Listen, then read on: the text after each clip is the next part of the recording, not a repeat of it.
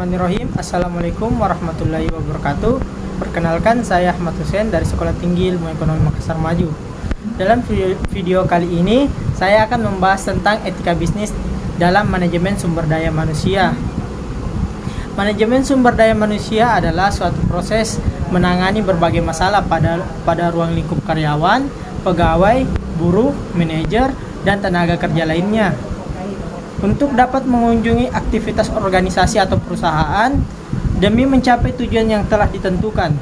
Bagian atau unit yang biasanya mengurusi SDM adalah Departemen Sumber Daya Manusia atau HRD. Fungsi operasional MSDM. Fungsi pengadaan, yaitu proses penarikan seleksi, penempatan, orientasi, dan induksi untuk mendapatkan karyawan yang sesuai kebutuhan perusahaan. Yang kedua, fungsi pengembangan, yaitu proses peningkatan keterampilan teknis, teoristis, konseptual, dan moral karyawan melalui pendidikan dan pelatihan. Yang ketiga, fungsi kompensasi, yaitu pemberian balas jasa langsung dan tidak langsung berbentuk uang atau barang kepada karyawan sebagai imbalan jasa yang diberikan kepada perusahaan. Yang keempat, fungsi pengintegrasian, yaitu kegiatan untuk mempersatukan kepentingan perusahaan dan kebutuhan karyawan sehingga tercipta kerjasama yang serasi dan saling menguntungkan. Yang kelima, fungsi pemeliharaan, yaitu kegiatan untuk memelihara atau meningkatkan kondisi fisik, mental, dan loyalitas karyawan terhadap hubungan jangka panjang. Ada 5 unsur dalam strategi MSDM.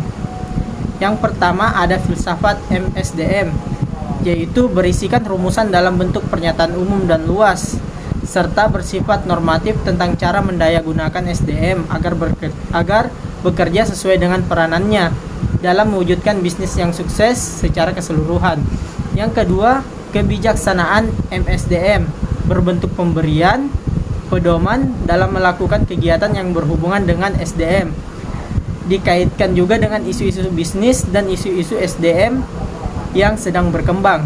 Poin yang ketiga, program-program MSDM merupakan usaha menyesuaikan secara kontinu atau terus-menerus strategi manajemen SDM dan strategi bisnis di lingkungan suatu perusahaan atau industri karena selalu mungkin berubah dan berkembang.